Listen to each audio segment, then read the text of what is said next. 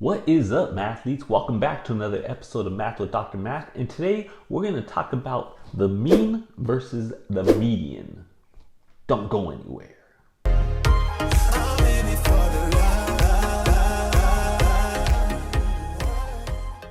All right, mathletes. So let's get some practice so we could help ourselves understand what is the difference between the mean and median. And what the heck is a mean and a median? All right, so let's take a look. All right, so first let's start off with the mean. This is what most people think about when they're finding an average. So this is just one type of average. And I think this is the one most of us are familiar with, right? And all we're doing is you're gonna see this fancy notation in your statistics class, but this just tells us we're gonna add up all the numbers that we have in the group, and then we're gonna divide them by how many numbers are in that group. All right. So for example, let's say if I'm looking at somebody's YouTube channel and I see that they have 6 videos. So there's 6, or n would be 6, right? Because that's how many videos they have. That's the sample that I'm looking at. These 6 videos, that's our sample size. And that's what this n represents, our sample size. Whenever you see these subscripts here, they're just telling us, hey, how many likes did that first video have? This represents the first video, the data for that first video.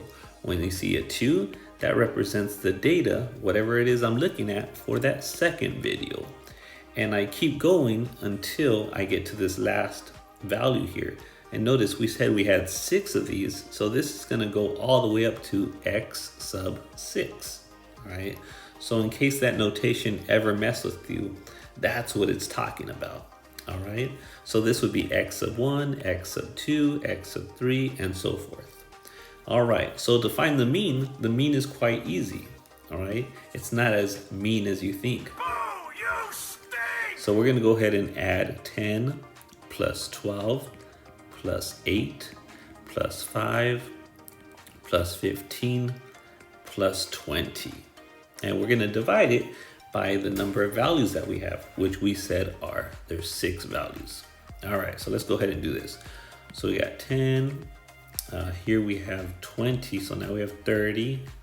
We have another 20 here, so now we have 50. And we have 20 more, so we have 70. So we have 70 over 6. And we'd simply divide that, and that would represent our mean. And so when you're doing this, you always got to make sure what is it that you're interested in, all right? Sometimes you want to look at certain decimal places depending on the nature of the problem.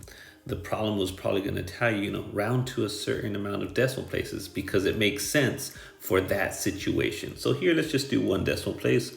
So we'll say this is approximately 11.7 units, whatever it is, or 11.7 likes in this case. So on average, a video is going to have 11.7 likes. That might not make too much sense to you. Maybe you might want to say, on average, we have 12 likes. All right. And again, it's going to depend on the situation and how you want to define things.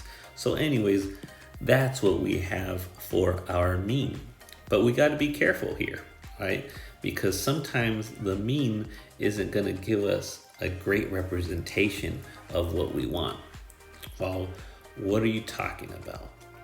Okay, so here's an example of when you might not want to use the mean. So let's look at this down here.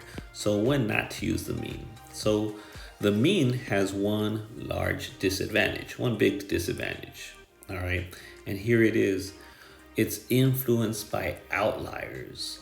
So for example, here we have a staff of 10 people. And as you see, the first 8 people, their salaries are fairly close to each other, right? So the person that makes the least of this group makes about $12,000.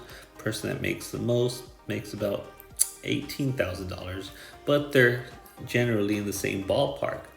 But what happens is we took the salaries of person 9 and 10 and we included it in this mix. And look how much they make compared to the rest of the group.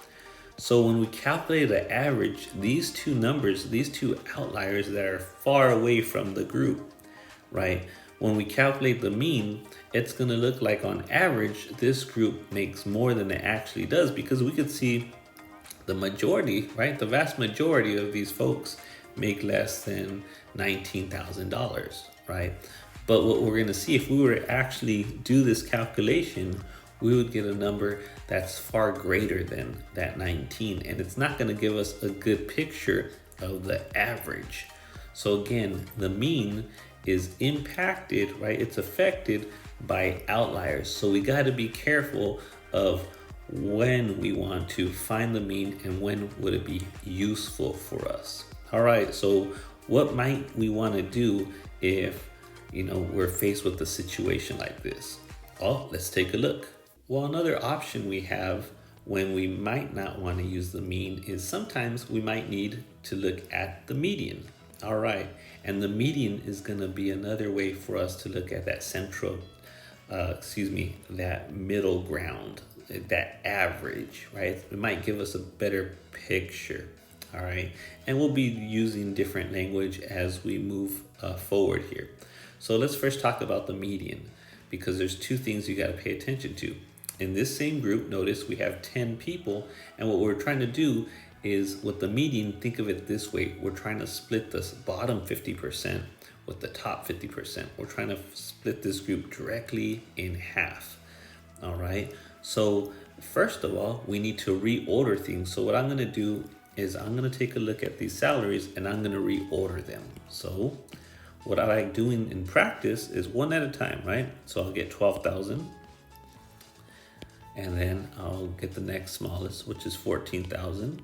And notice I'm just reordering things. And we got a 15,000. And notice how I cross each one out, because again, if you try to just eyeball this, it's easy to miss one of these. So we got another 15,000. We have a 16,000. We have a 17,000. We have an 18,000. We have a 90,000, and then we have a 95,000. And in this case, we have 1, 2, 3, 4, 5, 6, 7, 8, 9, 10 values, just as we had before. So we didn't miss anybody, all right? And usually the small mistakes lead to the wrong calculation. So just be careful when you're either writing this out or entering into the calculator. So notice in this case, n was 10, which is an even number. All right, why does that matter? Well, whenever we're looking for the median, and you have an even number, what we're gonna do is we're looking for the number directly in the middle. But if we look here, 1, 2, 3, 4, 5, we have 5 numbers to the left, 1, 2, 3, 4, 5 numbers to the right, but I don't have a middle number here, right? There is no number directly smack in the middle. So what we gotta do here is we're gonna grab the two middle numbers, the 15 and the 16, and you're gonna add those and take the average of those two middle numbers. So you take the two middle numbers, you add them up and find their average, right? We just divide by 2. So you get 31 divided by 2. So we get 15.5. So this 15.5, this represents the median of this group right here. So usually when you have an even amount of numbers here, of data points, then it's a little bit more work. Versus, what if we had 9, an odd amount of data points? Let's take a look there. So let's actually get rid of that last one. So let me rewrite this. Let me rewrite our values here. And what I'm gonna do is I'm gonna exclude that last data point here. So go ahead and copy these down with me for your notes. And we're gonna exclude that 95. Well, now it's easy to see that that number smack in the middle is 15, because if I were to circle 15 here, notice I have 4 values to the right and I have 4 values to the left. So 15 is that number that's smack in the middle there. And this represents our median. So this is how you take care of business when n is odd, right? When you have an odd number of data points.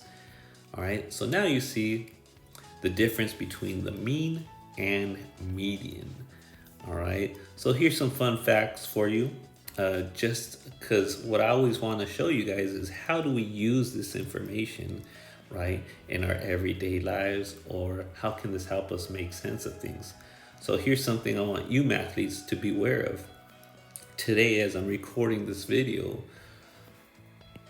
right, the average new car payment is over $500. Over $500, people's monthly car payment, which to me is, wow, it's a lot of money. And so what I want you to do is check out our other videos where we talk about compounding interest, because if you take that $500 and invest it, you know, that money is going to grow into a nice amount that you'll see in that video, versus, you know, you take a $32,000 car and you're making payments of $500.